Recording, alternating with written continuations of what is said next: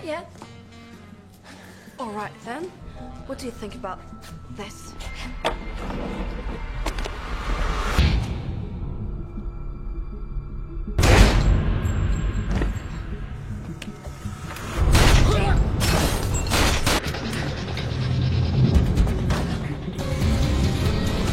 Halo semuanya, kembali lagi bersama saya Imun dari Movilogi.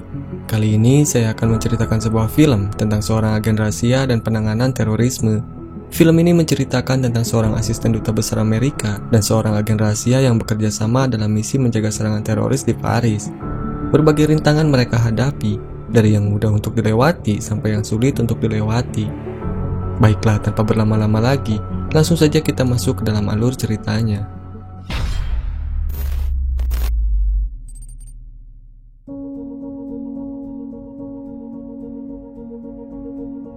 Film diawali dengan memperlihatkan seorang agen CIA tingkat rendah bernama James Reese yang hanya bisa bertugas melakukan penyadapan, mengganti plat mobil, hingga turut hadir dalam berbagai rapat.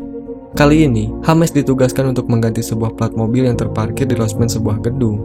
James sebenarnya merasa bosan dengan tugas-tugas yang diberikan kepadanya saat ini, karena James sangat ingin menjadi sosok yang lebih berkuasa dalam menangani misi-misi yang lebih penting. Setelah menyelesaikan tugasnya, James pun segera pulang ke apartemennya. Di sana, dia tinggal bersama pacarnya yang bernama Caroline, yang berasal dari Perancis.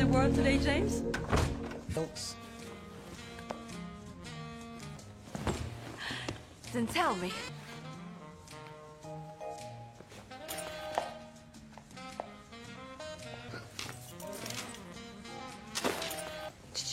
Not yet. All right then. What do you think about this?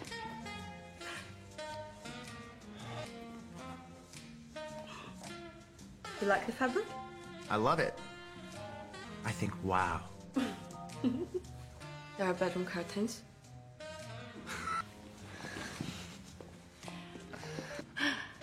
Is this all you can think about? Things have changed since the Middle Ages, you know? So what are we eating for dinner? Whoa, wait a second. Di keesokan harinya, James kembali ditugaskan untuk memasang penyadap di ruang pertemuan antara Menteri Luar Negeri dan Duta Besar. Meski sempat beberapa kali gagal, James pun akhirnya berhasil memasang penyadap tersebut dengan baik. Setelah selesai, James kembali pulang ke apartemennya. Namun sesampainya di sana, James melihat ada bercak darah yang berceceran di lantai. Merasa panik, James pun mulai mengikuti bercak darah tersebut sambil membawa sapu dan mendobrak pintu balkon. Rupanya, bercak darah tersebut hanyalah tumpahan saus akibat Caroline yang sedang menyiapkan sebuah kejutan. Caroline kemudian menghampiri James dan memberikan sebuah hadiah berupa cincin milik mendiang ayahnya. Saat sedang bermesraan, James tiba-tiba mendapat sebuah telepon dari atasannya yang menyuruhnya untuk membebaskan seorang agen khusus bernama Charlie yang sedang ditahan oleh pihak imigrasi. Mendengar hal itu, James pun menjadi sangat senang karena akhirnya impian dia selama ini telah terwujud. Setelah berpamitan dengan Caroline, James pun langsung berangkat ke tempat tujuan. Setibanya di lokasi, James akhirnya dipertemukan dengan Charlie di sebuah ruangan. Di sana, James melihat Charlie sedang bertindak bodoh untuk menutupi identitas aslinya sebagai seorang agen khusus. Rupanya, Charlie ditahan karena dia menolak untuk memberikan kaleng minuman yang memang dilarang di Perancis. Namun beruntung, James akhirnya bisa menyelesaikan masalah tersebut dengan cepat. Saat berada di mobil, Charlie meminta maaf atas perlakuannya dan memberitahu James bahwa kaleng minuman tersebut merupakan tempat dia menyimpan senjata. Sehingga itulah penyebab mengapa Charlie menolak untuk menyerahkan minuman kaleng tersebut kepada petugas. Setelah itu, mereka berdua berhenti di sebuah restoran Cina untuk beristirahat dan juga makan malam. Charlie tiba-tiba saja menyandra seorang pelayan dan mulai menghabisi satu persatu pelayan yang ada di sana. Melihat hal itu, James pun menjadi panik karena sebelumnya dia tidak pernah mengalami hal tersebut. Charlie kemudian mengarahkan pistolnya ke atas dan mulai menembaki langit-langit restoran hingga menyebabkan hujan kokain. Dengan segera, Charlie menyuruh James untuk membawa kokain tersebut karena Charlie akan menjadikannya sebagai barang bukti. Rupanya, restoran tersebut telah dijadikan sebagai tempat transaksi narkoba oleh para mafia. Charlie yang sengaja membiarkan seorang pelayan tetap hidup kemudian bertanya kepadanya siapa pemilik dari restoran tersebut. Chinese. I'm more in the mood for something you sniff off a spoon, something you buy by the... Well, let's order off the menu then. Creme brulee from pastry. I was looking for a Pakistani Chinese dish. No dessert. What the fuck, Wax? The guy's just a waiter. Well, if he's our waiter, he can...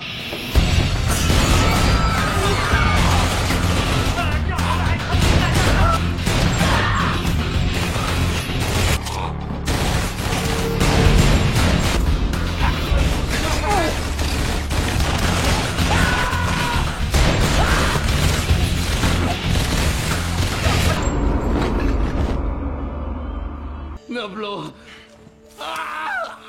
I say we were done? Look, if you really want to score.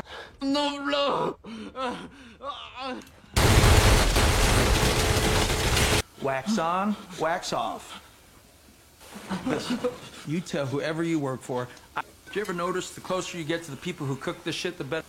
Empty that vase and collect some of that shit. Ketika pelayan tersebut kabur untuk melaporkan kepada bosnya, Charlie dan James pun mulai mengikutinya dari belakang. Karena James masih merasa kebingungan, akhirnya dia pun bertanya mengenai misi dan tugas mereka yang sebenarnya. Namun Charlie tidak menjelaskannya secara pasti mengenai tugas mereka yang sebenarnya. Setibanya di lokasi, mereka berdua langsung disambut oleh sekumpulan gangster yang telah bersiap untuk menyerang mereka. Beruntung, Charlie yang memang sudah terlatih sebagai agen rahasia, akhirnya dapat dengan mudah mengalahkan mereka semua.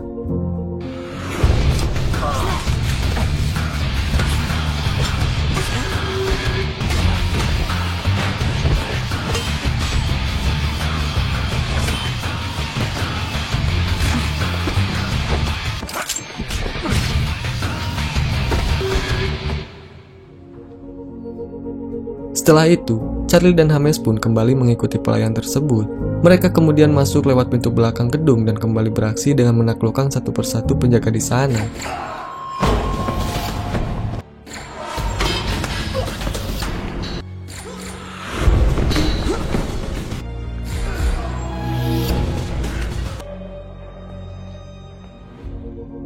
Setelah berhasil menemukan sang pemilik restoran, mereka pun langsung menginterogasinya. Charlie kemudian meminta semua alamat jaringan narkoba yang berada di kota tersebut dan segera bergegas pergi dari sana. Namun ternyata, kepergian mereka diikuti oleh beberapa orang bersenjata yang seketika mengakibatkan baku tembak di antara mereka tidak dapat terelakkan lagi.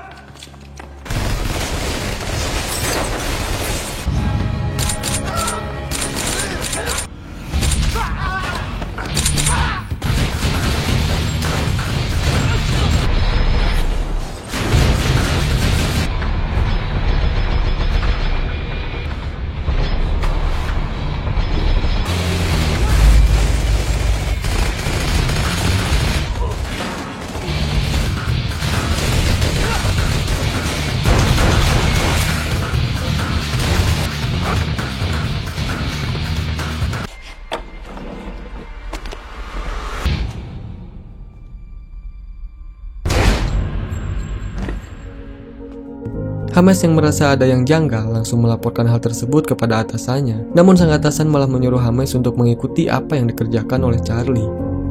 Di keesokan harinya, Charlie dan James kembali melanjutkan misinya. Sambil berjalan, Charlie kemudian meminta James untuk memakai narkoba yang berada di dalam guci agar James bisa tenang dalam menjalankan tugasnya. Setelah itu, mereka pun mulai menaiki Menara Eiffel. Di sana, Charlie menjelaskan tentang misi mereka yang sebenarnya kepada James. Charlie berkata bahwa misi mereka bukanlah tentang kokain semata, melainkan untuk memburu para teroris yang ada di kota tersebut. Karena ternyata, para teroris tersebut telah mengubah uang menjadi kokain untuk mengelabui para pemburu agar aksi mereka tidak terdeteksi. Mendengar hal itu, James pun langsung terkejut. Setelah itu, Charlie membawa James ke sebuah tempat hiburan dan menyuruhnya untuk menyamar sebagai seorang pecandu. Ketika selesai membayar seorang PSK, mereka pun mulai memasuki gedung tersebut dengan menaiki lift. Namun sebelum pintu lift tertutup, Caroline yang kebetulan berada di sana melihat James tengah bersama dengan seorang PSK. Dan saat Caroline memanggilnya, James pun langsung melihat ke arah Caroline. Setelah berhasil menaiki gedung, James terlihat memarahi Charlie karena membawanya ke tempat tersebut tanpa pemberitahuan terlebih dahulu. Namun Charlie menjelaskan bahwa tujuan mereka berdua di sana bukan untuk bersenang-senang, melainkan untuk memantau aktivitas restoran Cina yang berada di depan gedung tersebut. James yang masih tidak menyangka dengan keberadaan Caroline di sana, kemudian langsung menghubunginya untuk meminta penjelasan. Namun di saat yang bersamaan tiba-tiba muncul dua orang pria tidak dikenal yang langsung menghajar James. Dengan santai dan tetap dalam posisinya, Charlie langsung melayangkan beberapa tembakan ke arah dua pria tersebut. Setelah menunggu cukup lama, Charlie akhirnya melihat ada dua orang pria yang baru saja keluar dari restoran tersebut. Tanpa membuang banyak waktu, Charlie dan James langsung pergi mengikuti kedua pria tersebut hingga mereka memasuki sebuah perumahan. Dan dengan santainya, Charlie dan James meminta izin untuk masuk dan menyamar sebagai pembeli narkoba. Sesampainya di dalam, Charlie pun langsung menodongkan pistolnya ke salah satu pengedar, sehingga membuat pengedar yang lain berlari ketakutan. Charlie kemudian meminta kepada sang pengedar tersebut untuk mempertemukannya dengan pimpinan mereka yang bernama Rashid. Namun, saat Charlie memasuki sebuah ruangan, mereka hanya menemukan seorang pria parubaya berada di sana. Charlie kemudian membuka jendela ruangan dan melalui pantulan sebuah cermin, Charlie melihat sebuah aktivitas perakitan bom di lantai bawah. Tanpa berlama-lama, Charlie pun langsung menerobos masuk melalui jendela. Dengan kemampuan yang dia miliki, Charlie akhirnya berhasil membunuh beberapa orang di antara mereka. Sementara 3 orang lainnya sedang berusaha kabur melalui tangga dengan membawa tas berisikan bom yang sudah dirakit. Namun saat ketiga orang tersebut memasuki mobil, Charlie langsung melepaskan bom dari atas gedung sehingga membuat mobil tersebut seketika meledak dan terbakar.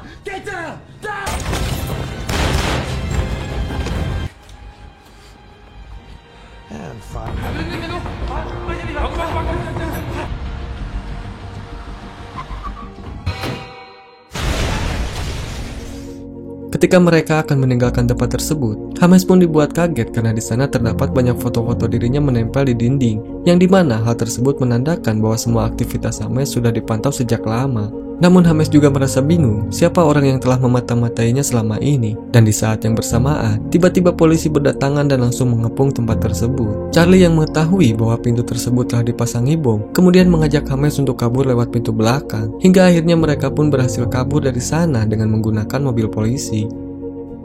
Saat malam hari tiba, James membawa Charlie ke apartemennya. Di sana, mereka melihat teman Caroline yang sedang membantu menyiapkan makan malam. Tak lama kemudian, Charlie tiba-tiba mendapat telepon dari rekannya yang memberitahukan sebuah informasi penting. Dan pada saat makan malam dimulai, Charlie tiba-tiba menembak teman Caroline begitu saja.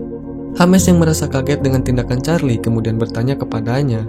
Charlie pun lalu menjawab dan memberitahukan bahwa Caroline dan temannya merupakan mata-mata ketua teroris yang bernama Rashid. Charlie mengetahui hal itu karena nomor Caroline dan temannya itu ada di setiap ponsel teroris yang telah dia ringkus. Mendengar hal itu, James merasa tidak percaya meskipun Charlie telah menemukan penyedap suara di apartemen James. Ketika mereka berdua sedang berdebat, Caroline tiba-tiba saja menembak James dengan pistol yang dia sembunyikan di bawah meja. Setelah itu, Caroline pun kabur dari sana dengan melompati atap rumah. Caroline kemudian dijemput dengan sebuah mobil dan Charlie yang mengetahuinya langsung meminta rekannya untuk melacak mobil tersebut. I brought my friend Charles for dinner. Hi. Talked about it all day. We just had to go pick up. What do you do when you're not busy making men's jaws drop? How many numbers? Cheers.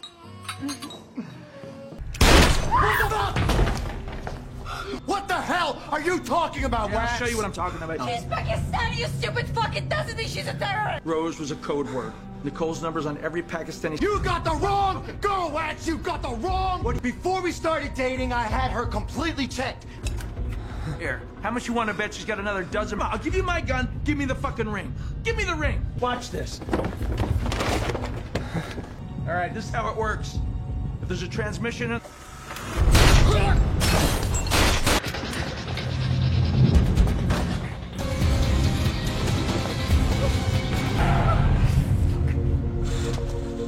Di keesokan harinya, Charlie bersama rekannya menemukan banyak sekali kabel penyadap di apartemennya James. Sementara itu, James masih tidak percaya bahwa wanita yang dia cintai selama ini telah mengkhianatinya. Tak lama kemudian, James tiba-tiba mendapatkan telepon dari Caroline. Mengetahui hal itu, James pun langsung meminta sang hacker untuk melacak keberadaan Caroline. Saat James mengangkat teleponnya, Caroline menceritakan bahwa beberapa tahun yang lalu dia pernah bertemu dengan seorang pria yang telah merubah cara pandangnya tentang hidup, sehingga Caroline pun rela melakukan apapun yang dianggap benar. Dan tak lupa, Caroline pun meminta maaf kepada James terlebih dahulu. Setelah selesai, Caroline langsung menghampiri pria yang dia maksud. Dan ternyata, pria tersebut adalah Rashid, sang dalang teroris yang selama ini dicari oleh Charlie. Sementara itu, sang hacker yang telah berhasil melakukan penyadapan kemudian memberitahu bahwa para teroris tersebut akan segera melakukan penyerangan besar-besaran pada saat pertemuan. Mengetahui hal itu, Charlie pun mengajak rekannya untuk langsung menyusul iring-iringan pejabat Amerika yang akan berangkat dari bandara. Dan saat dalam perjalanan, Charlie melihat mobil yang digunakan oleh Rashid bersama Caroline melaju tidak jauh di depannya. Namun tak lama kemudian, Charlie mendapat telepon dari James yang memberitahu bahwa Caroline tidak berada dalam mobil tersebut, sehingga kemungkinan besar Caroline sudah bergabung dalam pertemuan tersebut. Dan benar saja, ternyata setelah diselidiki, Charlie melihat bahwa orang yang berada di samping Rashid bukanlah Caroline, melainkan sebuah boneka yang dia gunakan untuk mengelabui Charlie. Charlie yang kesulitan untuk menembak mobil Rashid kemudian meminta rekannya untuk menuju ke jalan yang lain. Ketika Rashid hendak menabrak mobil pejabat Amerika yang berada di depannya, Charlie pun dengan segera melepaskan sebuah tembakan dari atas jembatan, sehingga membuat mobil yang digunakan Rashid terbalik dan akhirnya terbakar.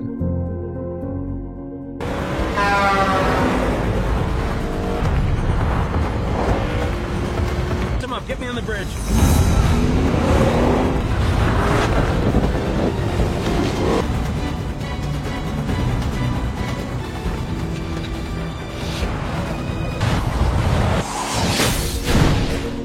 Di sisi lain, James yang baru saja tiba di tempat pertemuan sempat ditahan karena membawa sebuah pistol. Namun dengan bantuan dari duta besar, James pun akhirnya diperbolehkan untuk masuk dan langsung mencari keberadaan Caroline. Di tengah keramaian, James kemudian mencuri sebuah pistol milik penjaga dan langsung menodongkan senjata ke arah Caroline. Dengan santainya Caroline langsung membuka jasnya dan memperlihatkan bom yang tertempel di tubuhnya. Melihat hal itu, James mencoba membujuk Caroline untuk tidak melakukan misinya. Namun, Caroline menolaknya dan tetap mencoba untuk meledakkan bomnya. Karena tidak punya pilihan lain, James pun dengan terpaksa langsung menembak Caroline. Dan karena hal itulah pertemuan para petinggi negara pun akhirnya dapat berjalan dengan lancar. Dan akhirnya film pun berakhir.